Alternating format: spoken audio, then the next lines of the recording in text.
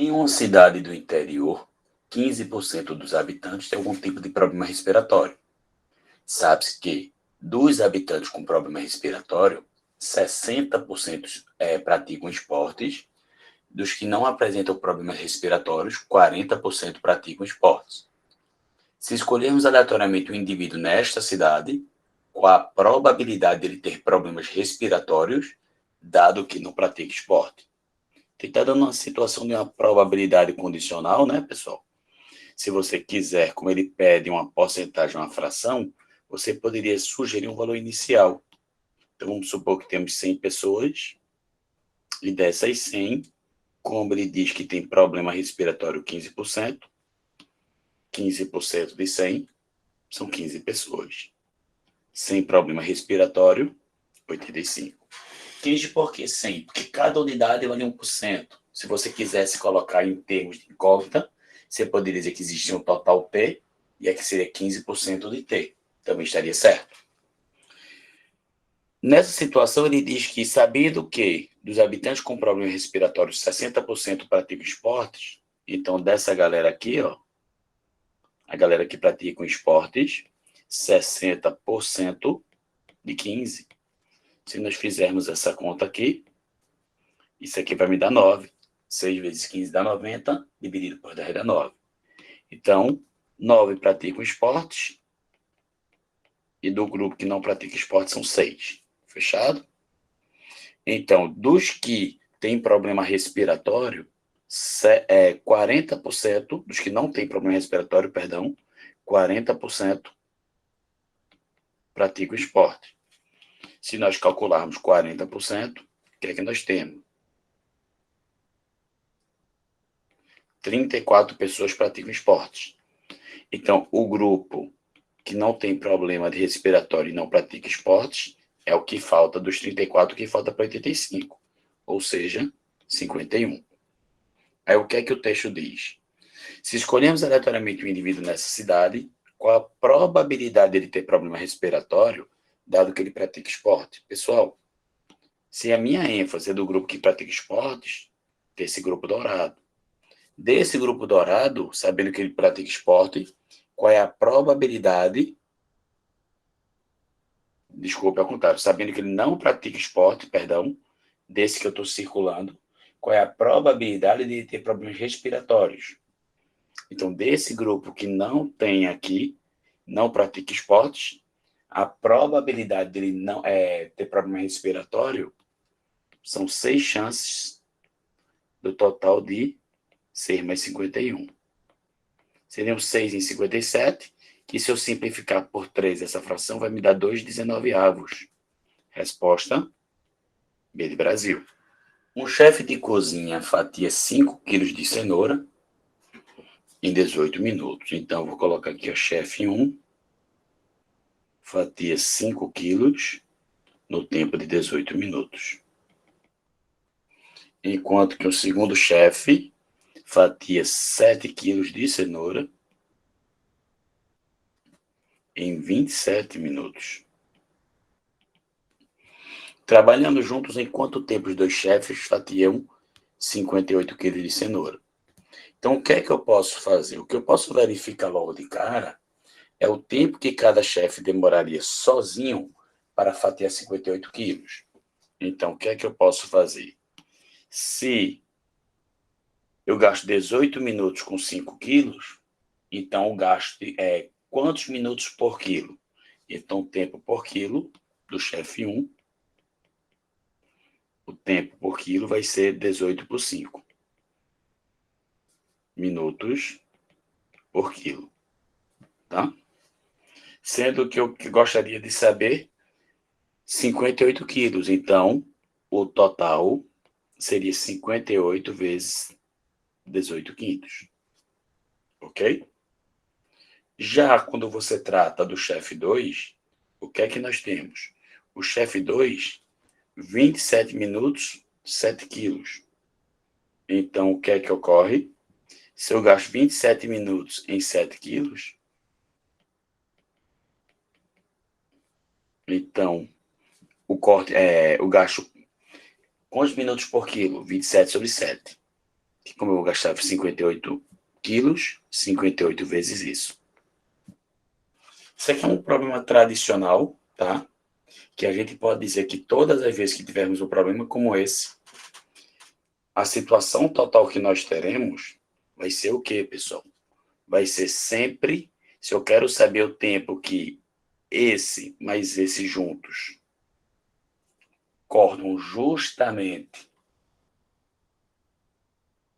os 58 quilos, como a quantidade, o serviço é o mesmo, então se você quiser sempre economizar tempo, o tempo total vai ser o produto deles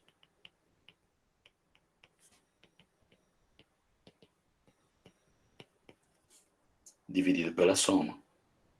Toda vez, Kenji, toda vez. O produto deles dividido pela soma. Esse é o mesmo probleminha que a gente faz normalmente quando a gente trabalha com a torneira.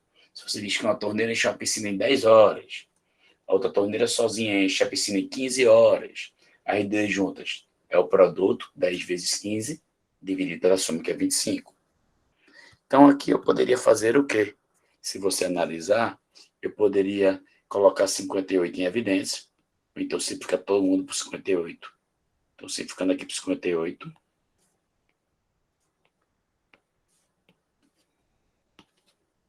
Ok? E isso faria que nós tivéssemos o quê? O produto ainda em cima,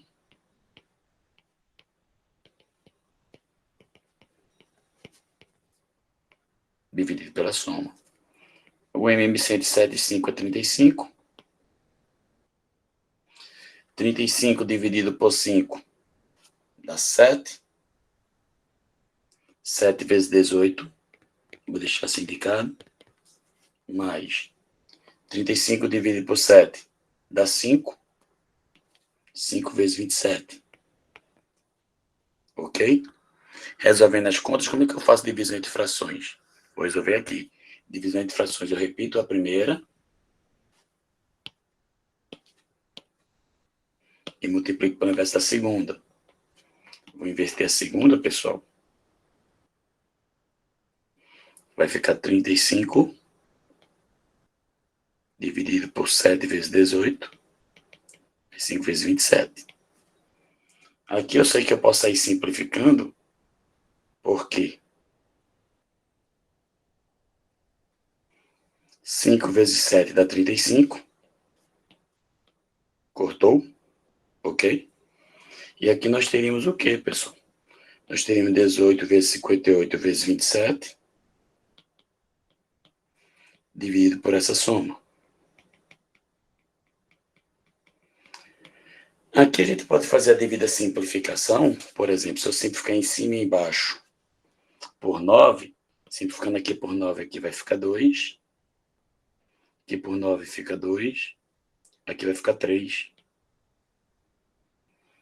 Então, fazendo essa conta aqui, 58 vezes 54, dividido por 14, 7 vezes 2, 14, mais 15, que é 29.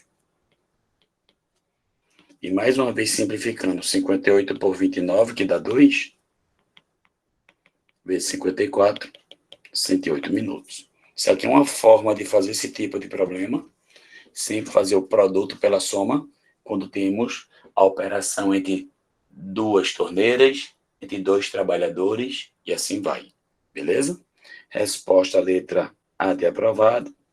Seguimos. Uma clínica popular cobra R$ 80 por consulta e atende 300 pacientes por dia. Uma consulta com potenciais pacientes da clínica revelou que a cada aumento de R$ 2 no preço da consulta, o número de pacientes diários diminui em 5. Qual o valor máximo diário que pode ser arrecadado pela clínica com as consultas? Então, o que é que nós temos, pessoal?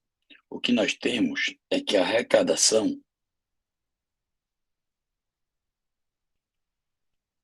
pode ser dada de que maneira? Pode ser dado pelo preço de cada consulta, multiplicado pela quantidade de consultas. Ok? Então, a minha arrecadação inicial vai ser o preço de cada consulta inicialmente, que era 80, multiplicado pela quantidade de consultas. E foi observado que a cada R$ 2 de aumento no preço, diminui 5 consultas. Então, se eu tiver 2 aumentos de R$ 2, vai ter 2 decréscimos de 5. Então, se eu tiver X aumentos de R$ 2, o preço seria 80 mais X vezes 2. A quantidade de consultas teria X decréscimos de 5. Pessoal, se você pega essa quantidade e multiplica por essa, fazendo a distributiva, ou então como alguns chamam de chuveirinho, o que é que nós iremos obter? Uma função do segundo grau. Uma função do segundo grau, e quando eu pegar essa parcela de x, multiplicar por essa outra parcela de x, vai ficar uma parcela de x quadrado e vai ficar negativa, né? Vai ficar menos 10x².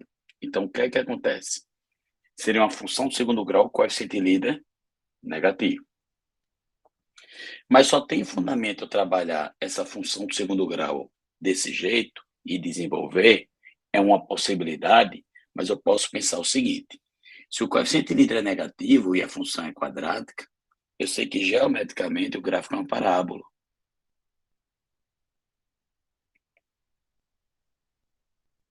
Ok?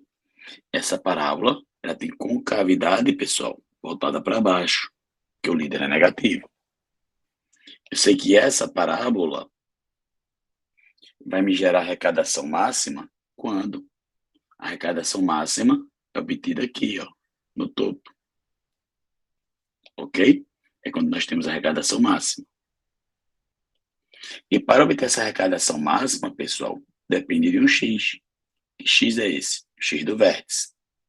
Então, eu tenho duas maneiras. Posso desenvolver essa equação, encontrar o x do vértice, jogar na minha função, encontrar minha arrecadação máxima, ou então posso simplesmente encontrar minha arrecadação máxima, como a arrecadação faz papel de y, pela forma do y do vértice. São dois caminhos. Eu prefiro particularmente fazer o quê?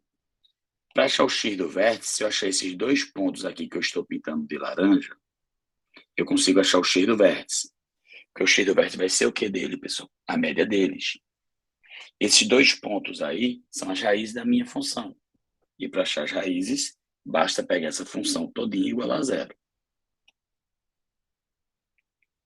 Se eu igualo essa função a zero, o que é que significa? Quando é que um produto de duas parcelas vai dar zero, pessoal? O produto de duas parcelas só vai dar zero se alguma delas for zero. Então, 80 mais 2x é igual a zero, ou 300 menos 5x igual a zero. Em cada canto eu vou achar o valor de x. Achando o valor de x na primeira equação, 80 vai para lá menos 80. 2 está multiplicando, vai passar dividindo. Quem é o x? X é menos 40. Já na outra equação, se nós achássemos o valor de x, 300 vai para lá menos 300. Menos 5 está multiplicando, vai passar dividindo. X vai ser quanto, pessoal? X vai ser 60. Ok? Então, eu sei que uma raiz é menos 40. A outra raiz, pessoal, é 60. Para achar o x do vértice, pessoal, eu tenho duas opções. Quais seriam? Eu poderia fazer o quê? A média dessas raízes. E a média de 70 com menos 40 dá quanto? A média disso aqui, você vai ter exatamente menos 40 mais 60 dividido por 2. Quando a gente faz essa média, menos 40 mais 60 dá 20, sobre 2 dá 10. Ou seja, o x do vértice é 10. Kenji, o que é que significa o x do vértice ser 10? Significa que devemos dar 10 aumentos para que a arrecadação seja a maior possível. Se dermos 10 aumentos de R$ 2, então o preço não vai ser quanto? Vai ser 10 vezes 2 daria 20. Com 80 o preço sairia a 100. E a quantidade seria quanto? Se o x é 10, 10 vezes 5, 50. 300 menos 50, 250. Então, a arrecadação máxima obtida seria R$ 25.000, letra E da escola. Se você quiser desenvolver e simplesmente na desenvoltura você tentar calcular o y do vértice, você pode. Fica a seu critério. Fechado?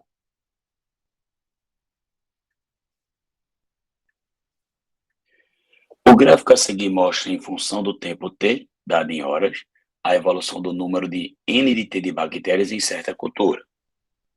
Admita que N de t é uma função do tipo exponencial, dada por N de t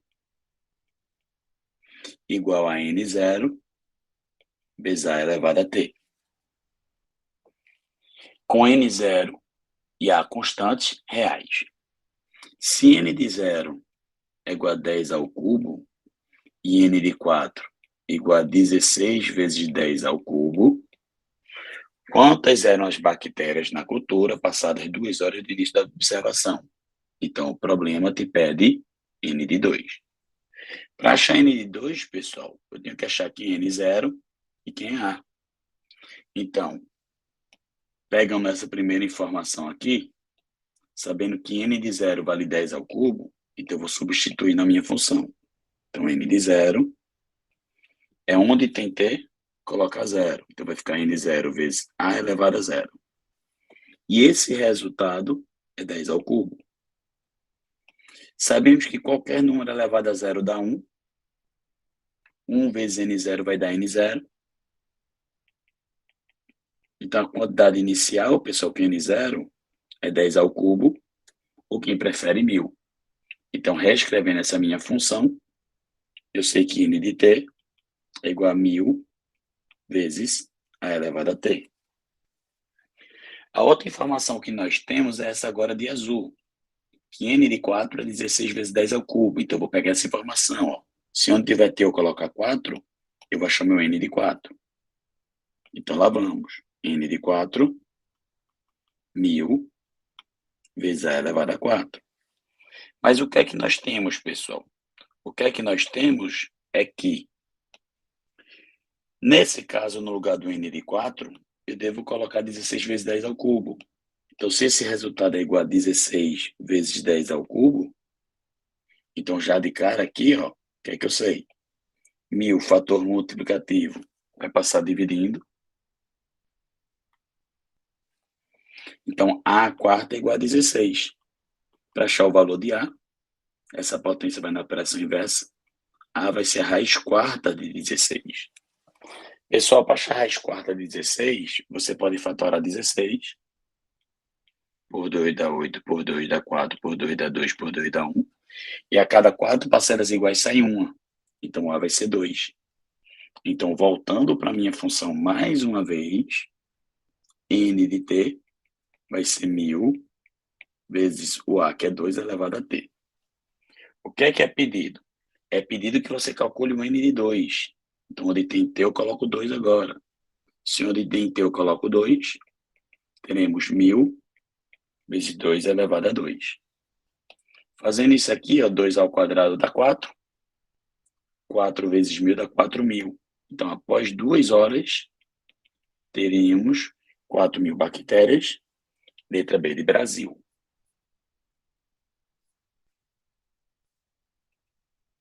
Para melhorar as condições de acessibilidade de uma clínica, foi construída uma rampa conforme ilustra a figura a seguir. Qual a altura da rampa? Pessoal, a altura da rampa seria isso aqui, ó, essa distância daqui para cá. Sabendo que esse triângulo aqui, supondo que seja retângulo, o que é que nós temos disponível? Eu tenho um triângulo retângulo e eu tenho um ângulo. Eu quero o cateto oposto e tem hipotenusa. Uma operação trigonométrica que envolve ângulo, cateto oposto e hipotenusa é o famoso seno. Então, seno de 15 graus é o cateto oposto a 15 dividido pela hipotenusa, que é 6. Dado que o seno de 15 graus vale 0,26, porque ele deu aqui no texto, que é igual a h sobre 6. Igualdade entre frações, podemos fazer meios pelos extremos, ou então simplesmente dizendo que 6 está dividindo, vai passar para lá multiplicando. 15 quanto é 6 vezes 0,26? Vamos lá. 0,26 vezes 6 vai me dar 1,56 metros. Se eu tenho 1,56 m, letra C de casa. Em uma lanchonete, o suco X é feito com suco de laranja e suco de morango. em quantidades iguais. Então, aqui, nós podemos dizer que a quantidade de laranja e a quantidade de morango vai ficar uma quantidade para cada, uma parte para cada, totalizando duas partes. Enquanto o suco Y contém suco de laranja e maçã na proporção de duas partes para uma, ou seja, são duas partes de laranja para uma de maçã, totalizando três partes, ok? E o suco Z é formado por um quarto de X e 3/4 de Y, ou seja, é como se fosse na relação de 1 para 3. Então, aqui vai ter uma parte e aqui vai ter três partes, totalizando 4 partes ao todo. Qual das proporções das quantidades de sucos de laranja, morango e maçã teremos em Z? Então, nessa quantidade aqui, ele quer saber a quantidade de laranja, morango e maçã. Como a quantidade de partes do primeiro suco é igual a 2, a quantidade de partes de suco do segundo suco é igual a 3, e a quantidade do terceiro é igual a 4, para que eu não precise trabalhar com um número quebrado decimal, o ideal era que eu trabalhasse com a quantidade de partes que fosse múltiplo de 2, de 3 e de 4. Então, para que eu não trabalhe com a quantidade decimal, o que é que eu sei? 4 já é múltiplo de 2. Então, ao invés de olhar para o 2, olhe para o seu múltiplo. Como 4 e 3 não têm divisores,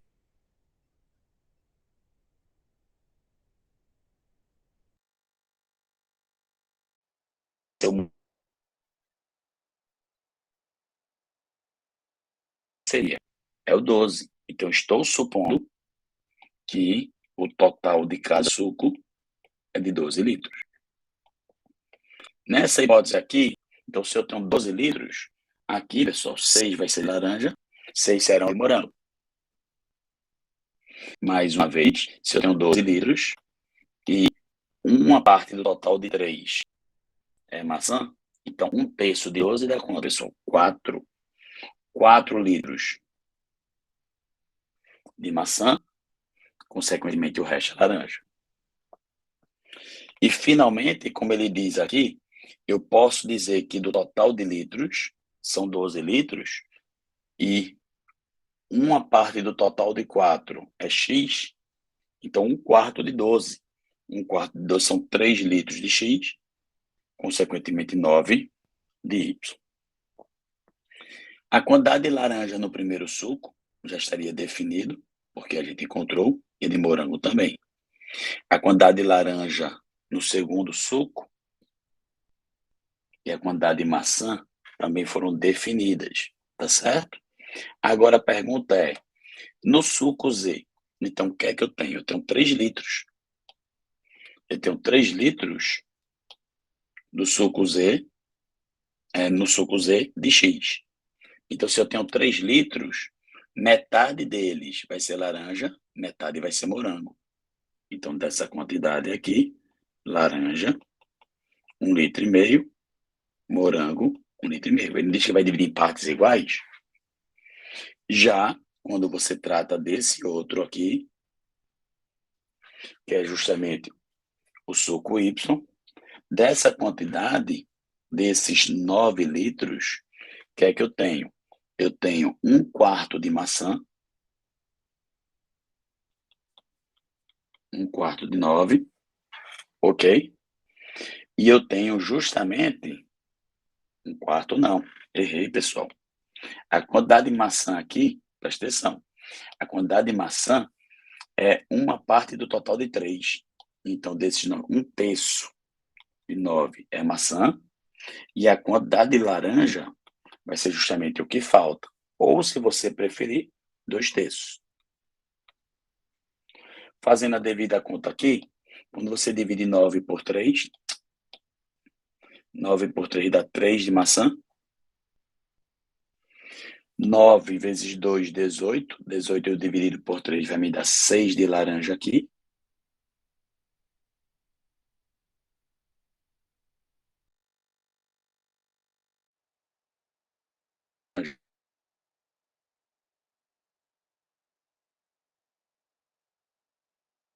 Será 1,5 litro. E, finalmente, a quantidade de maçã, pessoal, vai ser de 3. Então, se nós quiséssemos montar a proporção, se eu digo que aqui essa quantidade de maçã é o dobro de morango, então essa relação aqui eu poderia dizer que é de 1 para 2.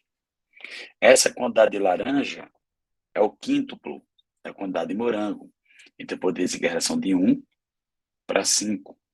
Então a proporção de laranja, morango e maçã seria de 5 para 1 para 2, e com isso a resposta seria a letra A de aprovado.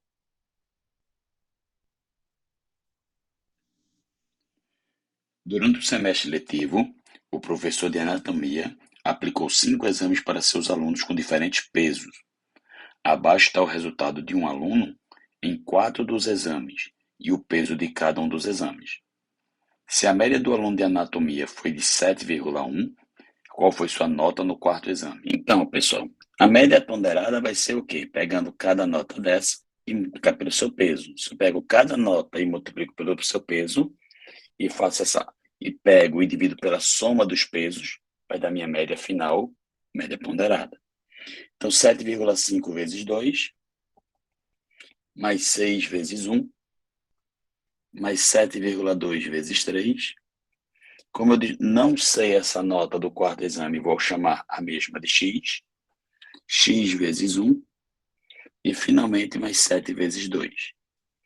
Quando eu pego isso tudinho e divido pela soma dos pesos, que muita gente acredita que tem que ser 10, e nesse caso não é, ó. Soma dos pesos pode ser qualquer valor, nesse caso é 9.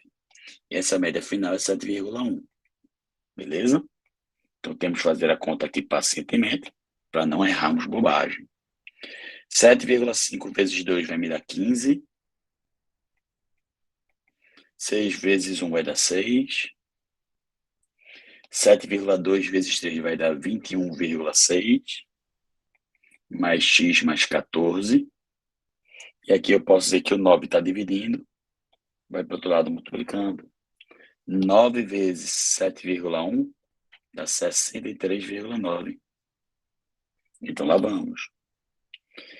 14 com 21,6 dá 35,6. 35 com 15 dá 50,6. Com mais 6 dá 56,6. 56,6 está somando, vai passar para lá subtraindo. Quanto dá 63,9 menos 56,6, pessoal? 9 menos 6 dá 3. Então já dá para marcar aqui a terminação em 3. E 63 menos 56 dá 7. Então x vai dar 7,3. Resposta, letra C de casa. Uma empresa farmacêutica produz medicamentos em pílulas, na forma de um cilindro reto, com 2 semisferas de mesmo raio do cilindro acopladas em cada uma de suas extremidades. A altura do cilindro é de sempre 8 milímetros, mas o raio da base pode ser ajustado. Um medicamento é produzido em pílulas com 6 milímetros de raio, e se o raio da pílula for reduzido para 5 milímetros, de quanto diminuirá seu volume percentualmente? Indica o valor inteiro mais próximo. Então, o que é que nós temos? Então, o que é que vai ser o volume dessa pílula? Vai ser o volume das 2 semisferas, que vai dar uma esfera inteira, mais o volume desse cilindro central. Então, no fim das contas, ele está dizendo que o raio vai ser 5 milímetros. Então, o volume da esfera, quem não lembra, 4/3 de π raio ao cubo. E o volume do cilindro vai ser a área da base, que no caso é um cilindro circular, multiplicado por essa altura. A área da base, como é um círculo, πr ao quadrado, multiplicado pela altura. Já o início, pessoal, o que é que acontece? A esfera não tem raio 5 milímetros, tem raio 6. Então, vai ser 4/3 de π raio ao cubo, mais o volume do cilindro, que vai ser a área da base, multiplicado por essa altura. Que vai ser πr ao quadrado, multiplicado pela altura de 8. Para que eu saiba quanto vai ficar, é necessário pegar o final e dividir pelo inicial, Porque quanto vai ser o final em relação ao início? Então, se eu dividir um pelo outro, eu vou obter justamente essa relação. Para facilitar a minha vida aqui, se nós observarmos, π é um fator multiplicativo tanto do numerador quanto do denominador. Posso simplificar todo mundo por π.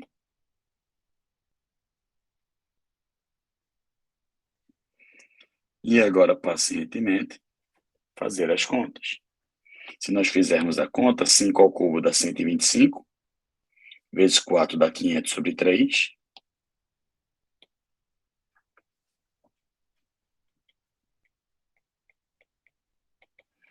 Cinco ao quadrado dá 25. 25 vezes 8 dá 200. Já aqui, 6 ao cubo dá 216, pessoal.